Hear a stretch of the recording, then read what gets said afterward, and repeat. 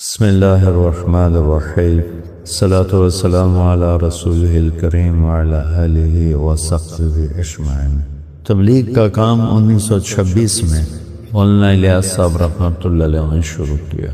نظام الدین ایک چھوٹی سی مسجد تھی، چھوٹی سی بستی تھی، اور یہ دلی کا قبرستان تھا۔ ہمایوں کا مقبرہ یہی ہے، اور میں 2 دفعہ گیا ہوں، بہت بڑا قبرستان۔ تو اب وہ مل گئے ہوں گے نظام الدین اور دہلی آپس میں، پہلے کچھ فاصلہ تھا بیچ میں، ایک الگ بستی تھی نظام الدین اولیاء۔ تو مولانا الیاس صاحب رحمۃ اللہ علیہ وہاں ان کے والد مولانا اسماعیل صاحب تھے، وہ کاندلہ چھوڑ کے اور نظام الدین کی بستی میں آ کر ڈیرا لگا دیا۔ انہوں نے پہلے میواتیوں سے دوستی لگائی، وہ جو آپ نے پتہ نہیں سنے کہ نہیں، حقہ تازہ کر کے راستے میں بیٹھ جاتے تھے، کہتے آؤ بھائی حقہ پیو۔ تو پھر ان سے کہتے کہ تم لوگ کہاں جا رہے ہو؟ وہ کہتے کہ ہم جا رہے ہیں دہلی، مزدوری کرنے جا رہے ہیں۔ کتنے پیسے لوگے؟ 2 آنے کا 2 آنے میں دیتا ہوں اور میرے پاس مزدوری کرو۔ تو وہ جاتے تو ان کو وضو سکھاتے، نماز سکھاتے، ضروریات دین سکھاتے تھے۔ یہاں سے میواتی قوم اور اس گھرانے کا تعلق شروع ہوا۔ ان کے انتقال کے بعد ان کے بیٹے تھے مولانا محمد صاحب، پہلی بیوی سے، وہ تشریف فرما ہوئے۔ تو وہ کوئی 20 برس رہے، کوئی 1898 میں ان کا انتقال ہوا۔ تو پھر مولانا الیاس صاحب 1926 میں تبلیغ کا کام شروع کیا، اور بالکل نہ سمجھ میں آنے والی بات تھی، عوام کے بھی، خواص کے بھی، نہ اپنوں نے تائید کی نہ غیروں نے تائید کی، کسی نے بھی اس کو قبول نہیں کیا۔ فکراً ذہنی طور پر اس ترتیب محنت کو سب نے رد کر دیا، سوائے 2 شخصیات، ایک مفتی کفایت اللہ صاحب اور ایک مولانا حسین احمد مدنی صاحب رحمۃ اللہ علیہ۔ وہ بھی صرف اتنا کہ بات تمہاری ٹھیک ہے، کرے گا کون؟ تو ان 2 حضرات کی صرف ذہنی تائید تھی بس۔ تو اللہ کو منظور تھا آخر زمانے میں دین کو زندہ کرنا۔ اس سے پہلے جتنے دین کے کام چل رہے تھے ان میں بڑے کام 2 تھے، ایک مدارس اور ایک خانقاہیں۔ مدارس اور خانقاہیں صرف طلب والوں کے لیے، بے طلب کے لیے نہ آج کے دور میں بھی مدرسے میں کوئی گنجائش ہے، نہ خانقاہ میں کوئی گنجائش۔ جو طلب لے کر آتا ہے، جو سیکھنا چاہتا ہے، اس کے لیے مدرسہ میں گنجائش ہے، اور مخصوص عمر ہے، ہر عمر میں نہیں آ سکتا۔ اور تصوف میں بھی ایسے ہی ہے کہ جو استفادہ کرنا چاہتا ہے تو اس کے اندر طلب ہونی چاہیے۔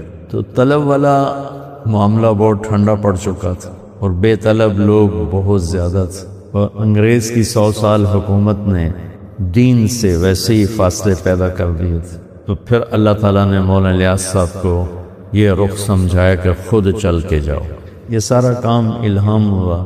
تو میواتیوں میں پہلے محنت شروع کی، ان پڑھ لوگ میواتی۔ جس جماعت کو حضرت تھانوی کے پاس بھیجا تھا مولانا صاحب نے، اس کے ایک صاحب جو لمبی عمر پائی، زندہ رہے، میں نے ان کی زیارت کی، میاں جی دین محمد میواتی تھے، اور ایسے داعی تھے جب وہ اللہ کو بولتے تھے نا دل ہلا کے رکھتے تھے، اور رہتے تھے قصور کے پاس، لیکن پتوں کی تک اپنے گدھے پہ جایا کرتے تھے، لاہور جاتے تھے اپنے گدھے پر، ساری زندگی کھوتے کی سواری۔ وہ فرمایا کرتے تھے کہ ان سے میں نے سنی کارگزاری، تو انہوں نے بتایا کہ ہمارے تھانوی کے پاس سارے ہی اندر بڑھ گیا داخل ہو گئے۔ تو 15-20 تھے ہم، تو انہوں نے تھانوی صاحب دیکھ کے ہمیں گھبرا گئے، کون لوگ؟ کہا جی ہم دین سیکھنے کے لیے آئے ہیں۔ تو تھانوی صاحب ناراض ہو گئے رحمۃ اللہ علیہ، دین یوں سیکھا جاتا ہے؟ وہ تو بڑے نازک مزاج تھے نا، فوری ٹوکنا، فوری تنبیہ کرنا، یہ ان کا ایک خاصہ تھا جو انہیں کو تھا۔ وہ تو نہ یہ طرز عام ہو سکتا ہے، نہ ہوا نہ آگے چلا، وہ تو فوری پکڑ فرماتے، تو سب کو ڈانٹ دیا کہ یوں دین سیکھا جاتا ہے۔ خیر یہ تو چوکی رہنا تھا، تو مسجد میں ٹھہر گئے۔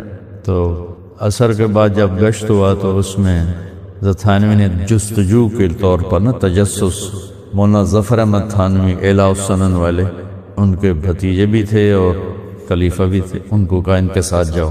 تو اس وقت عمومی گشت میں کلمہ پڑھتے تھے اور کہتے تھے بھائی آپ بھی کلمہ سنا دو، ہمارا ایمان تازہ ہو جائے۔ تو وہ جب گشت کیا تو حضرت تھانوی کی مجلس میں روزانہ بیٹھنے والے لوگ کتنے ایسے نکلے جن کا کلمہ غلط تھا۔ تو جب گشت کر کے واپس آئے تو ظفر احمد تھانوی صاحب رحمۃ اللہ علیہ گئے، مولانا اشرف علی رحمۃ اللہ علیہ، حضرت غضب ہو گیا، غضب ہو گیا۔ کہا کیا ہوا؟ کہ آپ کے مجلس میں روزانہ بیٹھنے والوں کا کلمہ ٹھیک نہیں۔ تو مولانا تھانوی صاحب رحمۃ اللہ علیہ تو ایسے ایک دم پریشان ہو اور فوراً اٹھے اور مسجد کی طرف چلے۔ آگے دیکھا تو وہ حلقہ لگا ہوا تھا، گشت کر کے آتے ہیں تو جو اندر مسجد کی بات ہوتی وہ، اور ادھر خدمت والے وہ روٹی بنا رہے تھے اور سالن۔ تو کہنے لگے دو دیکھ کر نا اشرف علی نو کھڑا ہو گیا، نو اشرف علی، وہ میں نہیں تھا، اشرف علی نو کھڑا ہو گیا دیوار کا، مسجد کی دیوار کا سہارا لیکن یوں ٹیک لگا کے نو کھڑا ہو گیا، ہمیں دیکھنے لگا۔ تو کافی دیر دیکھتا رہا، پھر کہنے لگا تمہارا امیر کون ہے؟ تو ہم نے کہا یہ ہے۔ تو اس کو بلایا تو اس نے مولانا ہمیں 5 روپے دیے، 5 روپے، کہ میں تمہاری روٹی پکا نہیں سکتا، بوڑھا ہو گیا ہوں، یہ میری طرف سے آپ لوگ ضیافت قبول کرو۔ اس وقت میں 1 روپے کی 1 من شکر آوے تھی، جب اس نے اس وقت میں 1 روپے کی 1 من شکر آوے تھی جب اس نے ہمیں 5 روپے دیے۔ وہ 5 روپے میں 50 آدمی روٹی کھا سکتے تھے، 2 آنے میں تو 1 آدمی کھانا کھا لیتا تھا، 1 آنے کی روٹی 1 آنے کا سالن، اس طرح۔ تو اللہ نے آہستہ آہستہ میوات سے کام کو نکالا، قبولیت بخشی۔ تو عبدالوہاب صاحب رحمۃ اللہ علیہ 1 جنوری 1944 نظام الدین پہنچ۔ دہلی میں ان کی نوکری لگی تھی اور لاہور اسلامیہ کالج سے انہوں نے BA کیا تھا۔ وہ شروع سے مزاج فطرت میں اہل اللہ کی صحبت اور ان کی سنگت دل میں اللہ نے ڈالی تھی۔ یہاں رہتے ہوئے یہ حضرت مولانا احمد علی لاہوری رحمۃ اللہ علیہ کے درس میں روزانہ شرکت کیا کرتے تھے۔ تو ان کے والد بڑے سیاسی آدمی تھے، عاشق حسین صاحب، راؤ عاشق حسین، انہوں نے ان کی نوکری لگوا دی دہلی۔ تو ان کو وہاں کہنے لگے مجھے ایسے پتہ چلا کہ نظام الدین میں ایک مولوی صاحب ہیں جو دین سکھاتے ہیں اور چوروں کو بھی گلے لگاتے ہیں، اس طرح کی باتیں چل پڑی ہوں۔ تو میں ان کو دیکھنے کے لیے گیا۔ تو 1 جنوری 1944 پہلا دن تھا عبدالوہاب صاحب کا جب وہ نظام الدین میں داخل ہوئے، اور 18 نومبر 2018 ان کا آخری دن تھا۔ اس میں اس بندے نے تبلیغ کے سوا ہر شے قربان کر۔ تو وہ ایک واقعہ ہوا، استعداد تو پہلے سے اللہ نے رکھی تھی اور قبولیت بھی تھی اور کام بھی لینا تھا۔ جب یہ ملے مولانا الیاس صاحب سے تو وہاں ایک وکیل صاحب آئے ہوئے تھے حضرت کے معتقد۔ مولانا اسماعیل صاحب نے بہت بڑی جائیداد چھوڑی تھی، جاگیر تھی پوری، کئی گاؤں تھے۔ تو وہ وکیل آ کر ان سے کہہ رہا تھا حضرت آپ صرف عدالت میں 1 دفعہ پیش ہو جائیں اور اتنا کہہ دیں کہ میں محمد اسماعیل کا بیٹا ہوں، باقی سارا کام میرا، اس کے بعد آپ پورے اس کیس میں 1 دفعہ بھی نہیں آئیں گے اور میں ساری آپ کی جائیداد چھڑوا کے آپ کو دلا دوں۔ تو مولانا الیاس صاحب نے فرمایا کہ دیکھو وکیل صاحب، میں نے اپنی زندگی اس مبارک کام کو دی ہے، میں اپنی سوچ کا، فکر کا 1 ذرہ بھی کسی اور چیز کو نہیں دے سکتا۔ مجھے نہیں چاہیے جائیداد، گاؤں تھے کئی گاؤں، مجھے نہیں چاہیے جائیداد۔ تو عبدالوہاب صاحب اللہ کی طرف سے چنے ہوئے آدمی تھے، پہلے دن آئے، نہ تبلیغ کا پتہ نہ اس محنت کا پتہ۔ تو کہنے لگے ایک دم میرے دل پر وہ بات ایسی لگی کہ میں نے کہا عبدالوہاب تو بھی ایسا بن کے دکھا کہ اس مبارک کام کے لیے تیری سوچ اسی کی ہو جائے اور کسی کی نہ ہو۔ ویسے مجھے خیال ہے اس خیال کو وجود میں لانے کے لیے انہیں 74 برس لگا تھا۔ 6 مہینے مولانا الیاس صاحب کی صحبت نصیب ہوئی، آخری 6 مہینے، لیکن ان کی مثال تھی ابو ہریرہ جیسے کہ حضرت جی مولانا انعام صاحب تو بچپن سے موت تک ساتھ رہے، مولانا سعید خان صاحب 4 برس ساتھ رہے، اور ان کے ساتھ ہی مولانا الیاس صاحب کے لمبا زمانہ صحبت کا پایا۔ عبدالوہاب صاحب نے صرف 6 ماہ پائے، لیکن سب سے زیادہ مولانا الیاس صاحب کی باتیں عبدالوہاب صاحب سنایا کرتے تھے۔ مولانا انعام صاحب کی تو ویسی عادت بہت کم بولنے کی تھی۔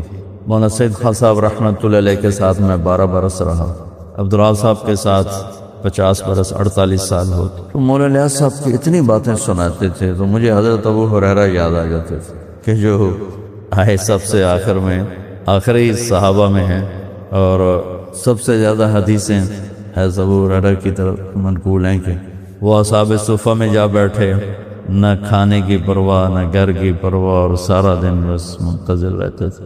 تو 1944 یکم جنوری تو مولانا الیاس صاحب رحمۃ اللہ علیہ کا کس مہینے میں 6 ماہ تو سمجھو جون یا مئی جون کا مہینہ تھا جب مولانا الیاس صاحب کا انتقال ہوا، اور مولانا یوسف صاحب رحمۃ اللہ علیہ امیر بنے۔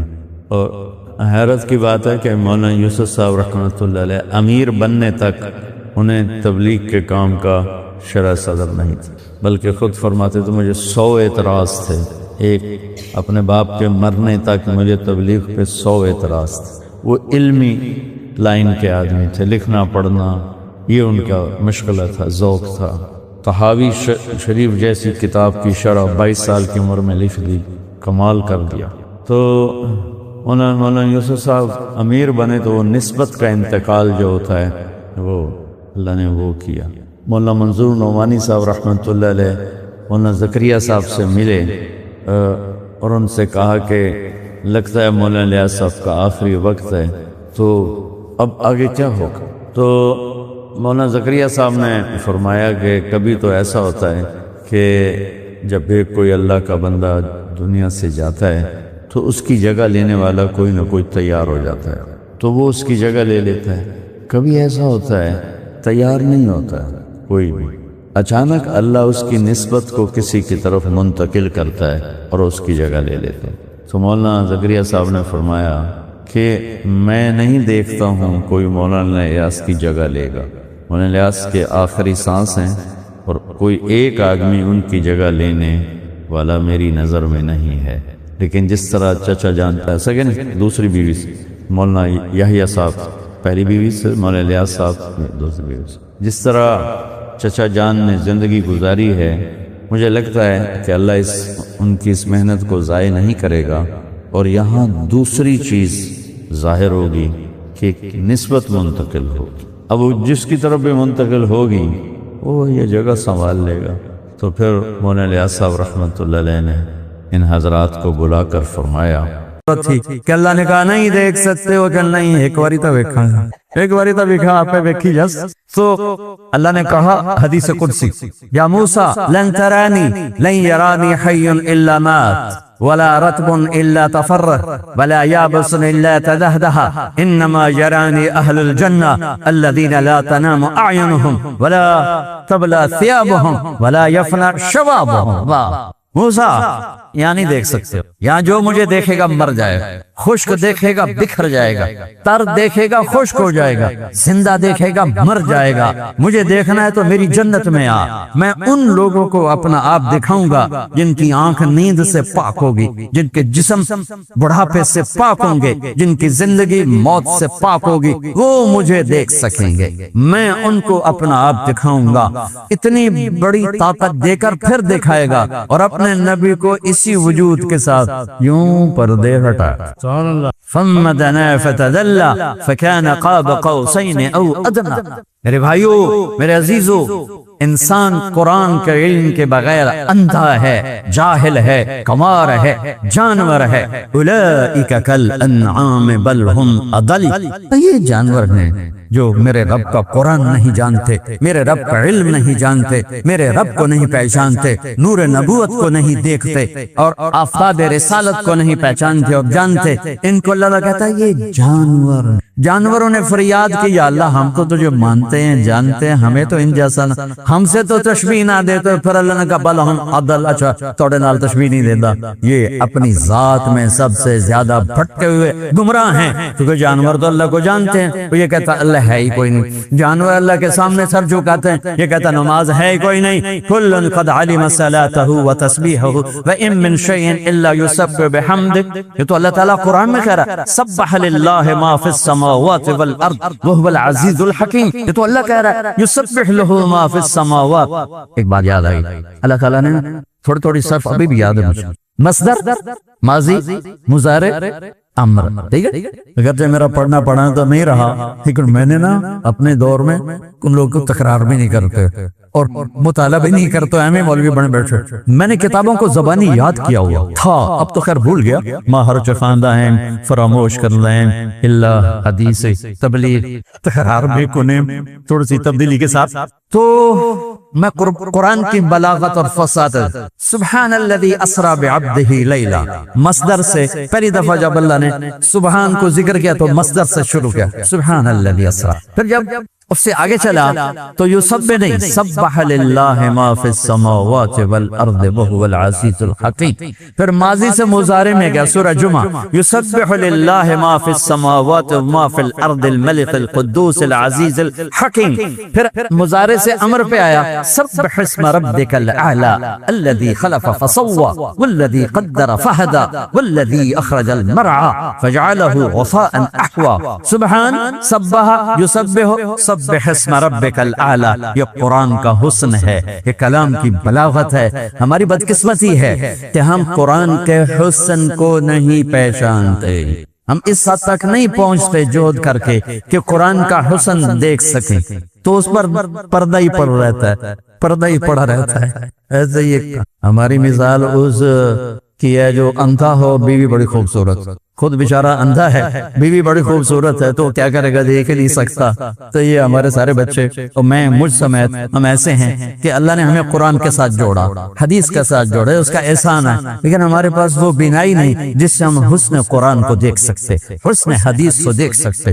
میرے نبی عبداللہ بن سلام، پہلا دن ہے جمعے کا، اور میرے نبی بنو سالم کے محلے میں جمعہ کی نماز پڑھانے کے لیے خطبہ دے رہے ہیں، اور وہ آ کر سننا چاہتے ہیں یہ نبی کیا کہتا ہے۔ تو آپ کا ایک جملہ اس میں ہے، اطعموا الطعام وافشوا السلام وصلوا الارحام وصلوا باللیل والناس نیام تدخلوا الجنت بالسلام۔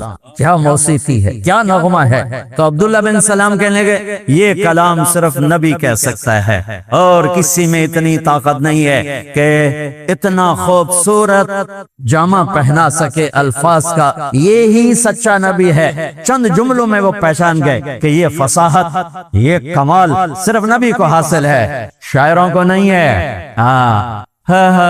سبع معلقہ، 7 بڑے شعراء کا کلام لٹکا ہوا تھا بیت اللہ میں، فیصلہ نہیں ہو رہا تھا کون سا کلام زیادہ فصیح ہے، 7 لٹکا دیے، اس سے بہتر آئے گا تو اس کو لٹکایا جائے گا۔ سال ہا سال گزر گئے، کوئی شاعر ایسا کلام نہیں کہہ سکا کہ ان کو اتارا جاتا۔ 7 شعراء کے قصیدے، اس میں ایک شاعر لبید کو ایمان ملا رضی اللہ تعالی عنہ، باقی 6 کفر میں مر گئے۔ تو جب میرے نبی پر قرآن اترنا شروع ہوا تو ایک اترا، دوسرا، تیسرا، چوتھا، 5واں، 6ٹھا، 6 قصیدے اتر گئے کہ یہ کلام بہت طاقتور ہے۔ لوگوں نے کہا امرؤ القیس کی بہن سے، وہ تو مر گیا تھا، بہن زندہ تھی، کہ تو بھی اتار دے، دیکھتی نہیں ہے محمد پہ کیسا کلام آ رہا ہے۔ وہ کہنے لگے ابھی میرے بھائی جیسا کلام نہیں آیا، جب آئے گا تو اتار دوں گی۔ پھر ایک آیت اتری سورہ ہود کی۔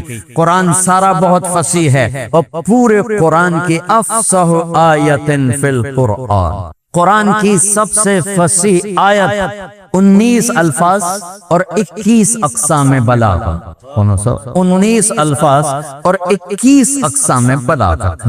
یا علامہ طنطاوی رحمت اللہ علیہ نے اپنی تفسیر میں ان سب کو ذکر کیا ایک ایک کر کے کہ اس 19 الفاظ میں 21 اقسام بلاغت ہیں جو انسان کے بس کی بات نہیں ہے. وقیل یا ارض ابلعی ماءک ویا سماء اقلعی وغیض الماء وقضی الامر واستوت علی الجودی وقیل بعدا للقوم الظالمین. یہ آیت 19 الفاظ 21 اقسام بلاغت. تو یہ آیت امرؤ القیس کا قصیدہ چمک رہا تھا. قفا نبک من ذکرى حبیب ومنزل بسقط اللواء بین الدخول فحوملی فطوضع فالمقرات لم يعبر اسمها لما نسجتها من جنوب وشمعلی ترى بعر الارآم في عرصاتها وقيعانها كأنه حب فلفل كأني غداة البين يوم تحمل لدى سمرات الحي ناقف حنظلي وقوفا بها صحبي علي مطيهم يقولون لا تهلك أسن تجملي وإن الشفاء عبرة مهراقة فهل عند رسم دارس من معول ففاضت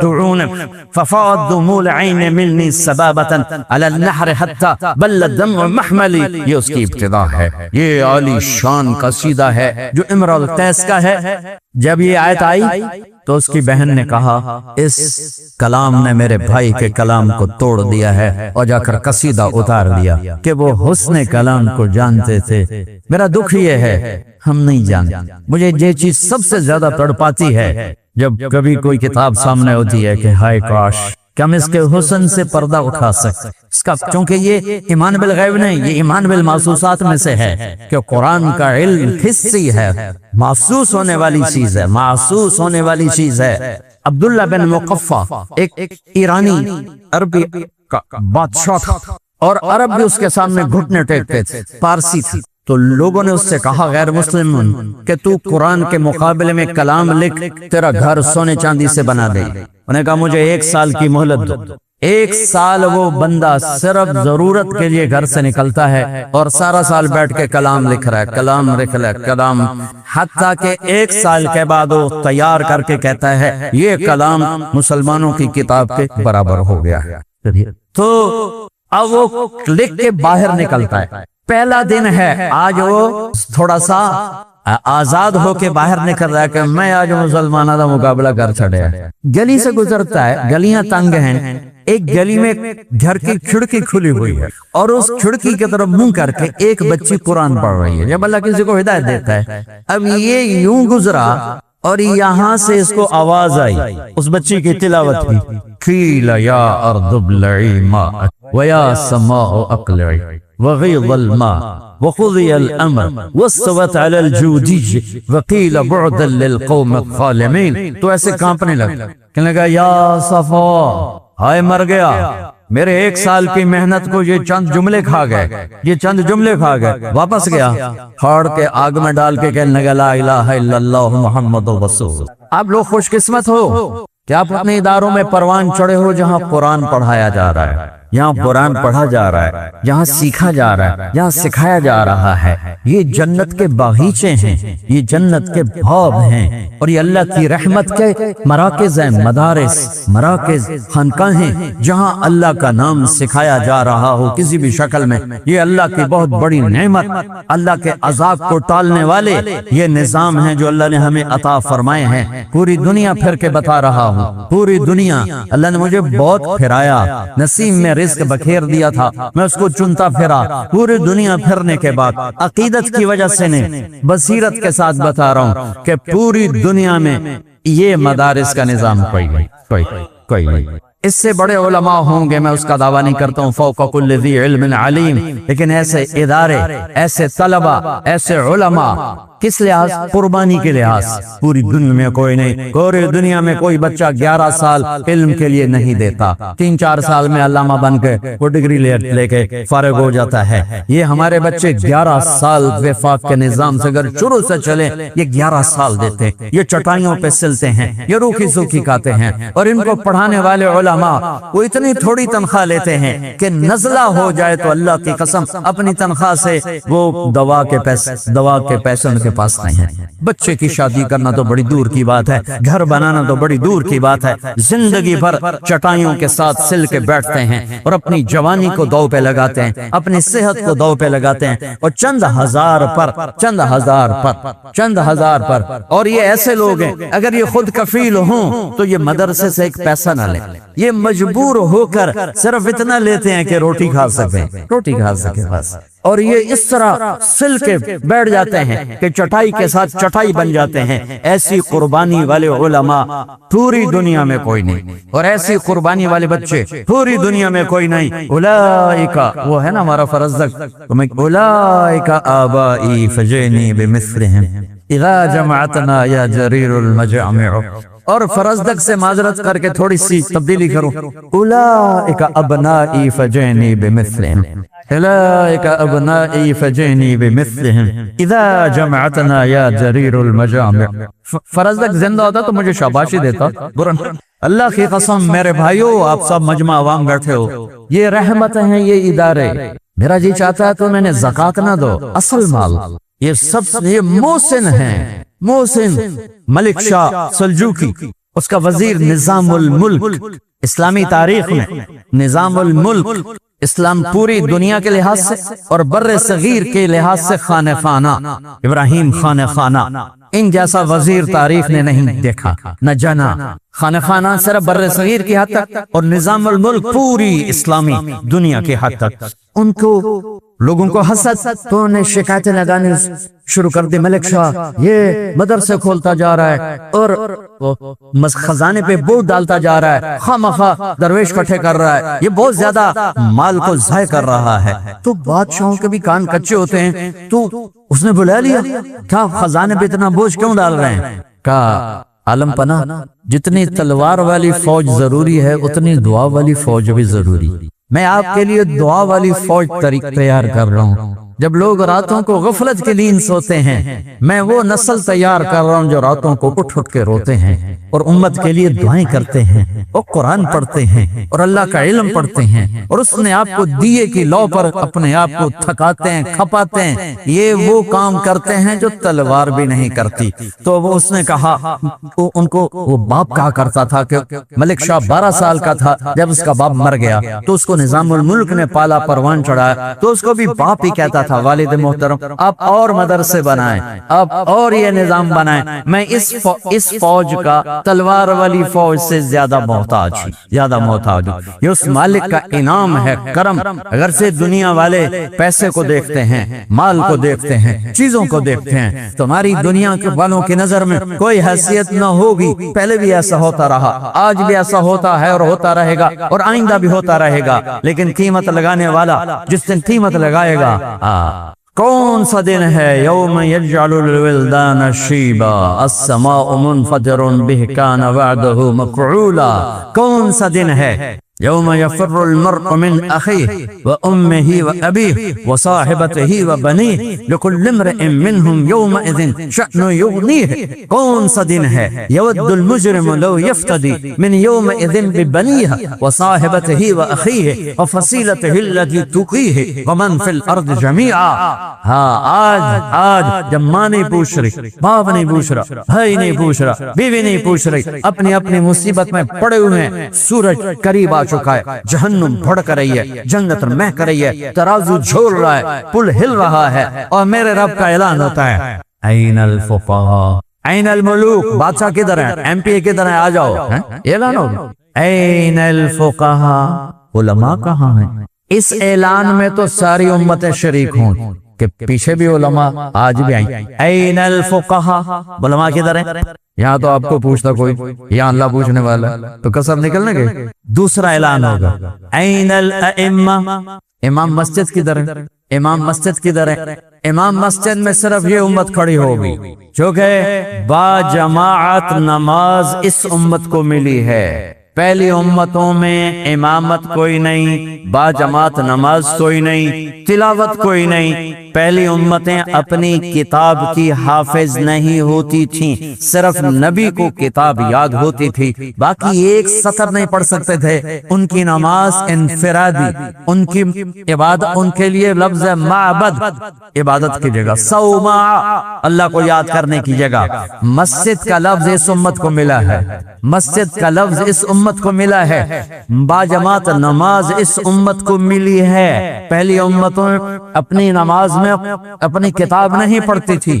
ہاں، عبد الرحمن تیمی فرماتے ہیں میں حرم میں ہوں، عثمان امیر المومنین ہیں، وہ حرم میں تشریف لاتے ہیں، حرم مکہ، جوتا ہاتھ میں ہے، وضو کا پانی ٹپک رہا ہے، ایک کونے میں جوتا رکھتے ہیں اور اللہ اکبر کہہ کر نماز شروع کرتے ہیں، نفل ہے، اور الف لام میم سے شروع کرتے ہیں۔ مجھے جستجو ہوئی کہ یہ رکوع کہاں کریں گے، تو پھر میں بھی بیٹھ گیا ساتھ، اور ان کی تلاوت بالجہر ہے۔ بقرہ گئی، آل عمران گئی، نساء گئی، مائدہ گئی، اعراف گئی، انعام گئی، انفال گئی، توبہ گئی، یونس گئی، الف لام سے شروع ہوئے اور والناس سے جا کے رکوع کی۔ ہمیں ایسی نماز ملی ہے کہ پورا قرآن ایک رکعت میں پڑھ دو، پورا قرآن ایک رکعت میں پڑھ دو۔ ان کو یہ نہیں ملا تو دوسرا اعلان ہوگا عین الائمہ، امام مسجد کدھر ہیں؟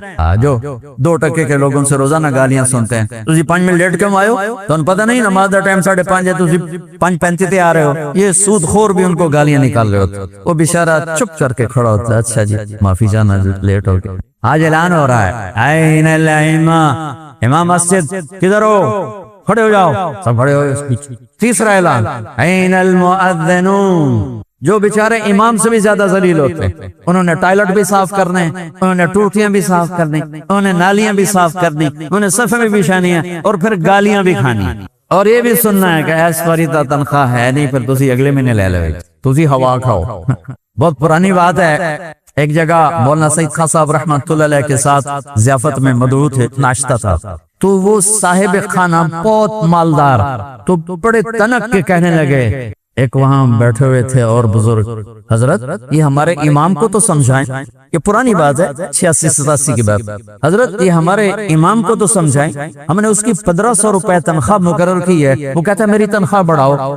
تو انہوں نے آ کے کہا اصل میں ان کو کہیں سے پتا چل گیا ہے کہ شیخ صاحب کے ایک دن کے ناشتے کا خرچہ 1500 روپے ہے، تو کہتے ہیں میرا مہینہ 1500، تھوڑا ایک ناشتہ 1500، کچھ تو میرے ترحم کرو۔ یہ ان گھاٹیوں سے گزرتے ہیں، اور مؤذن تو اور بیچارہ ذلیل ہوتا ہے۔ اعلان ہو رہا ہے عین المؤذنون، اذان اطول عناقہ، سب سے اونچے مقام پر اذان، لا یدود فی قبرہ، مؤذن کو قبر کا کیڑا ہاتھ نہیں لگاتا ہے، قبر کا کیڑا مؤذن کو نہیں، بڑے بڑے ولیوں کو کھا جاتا ہے، مؤذن کے قریب بھی نہیں آتا قبر کا کیڑا۔ اطول عناق، اونچا مقام، اور میرے نبی کا فرمان ہے یحشر الناس رجالا، قیامت کا دن لوگ پیدل چلیں، وانا علی البراق، میں براق پہ ہوں گا، اور میرے آگے آگے بلال سرخ اونٹنی پہ سوار ہو کے چلے، دنیا پیدل، میرے نبی براق پر اور میرے نبی کا مؤذن بلال اونٹنی پر۔ یہ سارا مجمع جب محشر میں جمع ہوگا تو اللہ کا امر ہوگا، اور بلال اونٹنی پہ کھڑے ہو کے کانوں میں انگلیاں دے کے اذان دیں گے۔ مدینے کی اذان سن لینا، اس دن بلال اذان دے گا اور سارا میدان سنے گا، سارا محشر سنے گا۔ یہ اعلان ہو رہا ہے فقہا آ جائیں، ائمہ آ جائیں، مؤذن آ جائیں، آ گئے کہ تم میرے وی آئی پی بندے ہو، جاؤ عرش کے نیچے آرام کرو، ناشتہ کرو، میں لوگوں کا حساب لے لوں، اس کے بعد پھر تمہیں پہلے جنت میں ڈالوں گا، باقیوں کو بعد میں ڈالوں۔ اس دولت کی قیمت اللہ نے لگانی، لوگوں نے نہیں۔ نہ ہی لوگوں پر امید رکھو، نہ ہی لوگوں پر آس لگاؤ، نہ ہی لوگوں کو معیار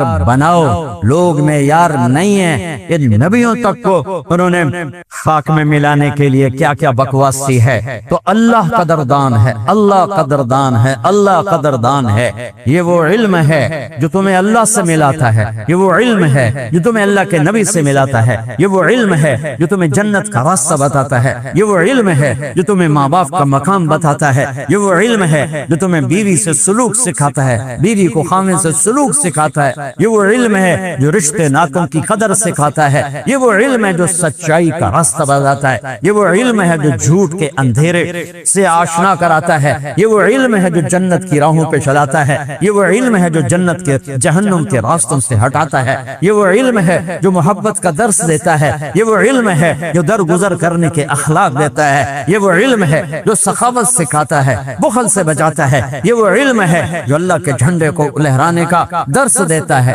سبق دیتا ہے، یہ وہ علم ہے جو تمہیں قیامت کے دن عزت کا تاج پہنانے والا ہے، یہ وہ علم ہے جو قیامت کے دن تجھے پروانہ سیدھے ہاتھ میں پکڑانے والا ہے، یہ وہ علم ہے جو قیامت کے دن تجھے اللہ سے ہم کلام کروانے والا ہے، یہ وہ علم ہے جو تمہیں یہاں تک پہنچائے گا کہ اللہ تجھ سے پوچھے گا میرا بندہ راضی ہو، میرے بندے راضی ہو، میں یہاں کیوں شور مچا رہا ہوں، کیوں گلا پڑ رہا ہوں، اور مولانا حنیف صاحب اتنا اہتمام کر رہے ہیں کس لیے؟ اللہ راضی ہو جو آپ سب کیوں بیٹھے ہیں، یہ سارے کیوں ہیں؟ اللہ راضی ہو جائے، لیکن کیا پتا راضی ہے کہ نہیں ہے، لیکن اس دن وہ کہے گا راضی ہو میرے بندے، خوش ہو حنیف، خوش ہو مجھ سے راضی اللہ ما منکم من احد الا سیحاضرہ ربہ محاضرہ، میرے نبی کا فرمان ہے، پوری حدیث سنا، جنت میں جانے کے بعد بھی ایک خلا ہوگا، محسوس ہوگا کچھ کمی ہے، جنت بھی مل گئی، زندگی بھی مل گئی، جوانی بھی مل گئی، محبت بھی مل گئی، پیشاب سے پاک ہو گئے، پخانے سے پاک ہو گئے،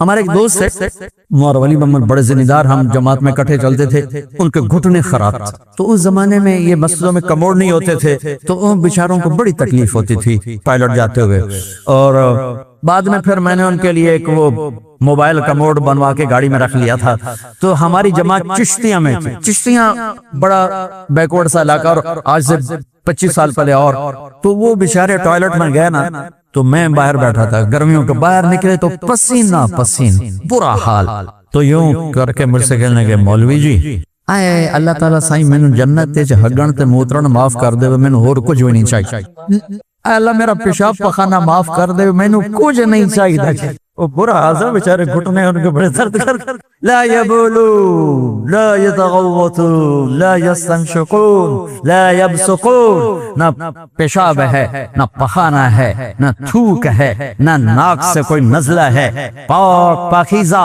بڑھاپے سے پاک، موت سے پاک، بلکہ داخل ہوتے یہ اللہ کیا کرے گا، پہلے تو قد بڑھائے گا 130 فٹ، 130 فٹ کا قد ہوگا، 130 فٹ، جو آدم علیہ السلام اور حوا علیہ السلام کا اللہ نے قد بنایا۔ یہ تو آپ سب جانتے ہوں گے کہ یوسف علیہ السلام دنیا کے خوبصورت ترین انسان تھے، اور یہ بہت کم لوگوں کو پتا ہے کہ حوا علیہ السلام دنیا کی سب سے حسین عورت اللہ نے بنائی، حوا سے حسین کوئی عورت دنیا میں نہیں پیدا ہوئی، سب دونوں میاں بیوی 130 فٹ، جنت کی لڑکی بھی 130 فٹ ہے، لیکن وہ مٹی سے نہیں بنی، آگ پانی مٹی ہوا، وہ یہاں سے یہاں تک زعفران ہے، گھٹنے ناخن، اس انگوٹھے سے پاؤں کے انگوٹھے سے گھٹنا زعفران، گھٹنے سے چھاتی مشک، چھاتی سے گردن عنبر، عنبر سے سر تک کافور ابیض، اور 130 فٹ لمبائی ہے، اور 130 فٹ ہی لمبے بال ہیں جو پاؤں کی ایڑیوں کا کے بھوسا لیتے ہیں، آبشار کی طرح نیچے آتے ہیں، ایک بال توڑ کے خیر المدارس میں رکھ دو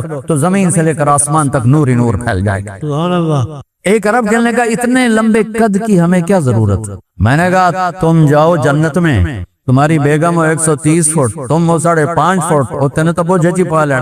اب یہ مولا حنیف صاحب کو بوجھے میں ڈال کے دیکھ رہے میرا حنیف کتنے گیا، میرا حنیف 100 جوڑے پہنتی ہے، ہر جوڑے میں جیب ہو، اور مولا حنیف صاحب اس میں پھنسے پڑے ہوں، تو اللہ تعالیٰ نے پہلا کام کرنا ہے کہ آدم علیہ السلام کا قد عطا فرمائے گا 130، چہرے سے داڑھی غائب ہو، جنت میں داڑھی نہیں ہے، جسم پہ بال کوئی نہیں، صرف سر کے بال، بھووں کے بال، پلکوں کے بال، ہلکی مونچھیں جیسے 15 سال کے بچے کی ہوتی ہیں، اور شیشے کی طرح جسم، دونوں میاں بیوی کے لیے 100 جوڑے ہیں، ہر جوڑا پیچھے نظر آتا ہے، میرے کرتے کے نیچے بنیان نظر نہیں آ رہی، وہاں جوڑے کے پیچھے جوڑا، آخری جوڑا جسم کو چھپائے گا، آخری جوڑا، باقی سارے جوڑے آگے پیچھے نظر آئیں گے، ہر جوڑے کے لحاظ سے چہرے پہ حسن کے میک اپ نظر آئیں گے، مرد کے بھی عورت کے، مرد کے بھی عورت کے بھی، دونوں کے، اور اللہ میک اپ کیسے ہوگا؟ اللہ نور کی تجلی ڈالے، اللہ اپنے نور میں سے نور ڈالے گا تو چہرے چمکتے جائیں گے، اور ایسا حسن دے گا کہ اپنے بیوی کو دیکھو، مجھے میرے رب کی عزت کی قسم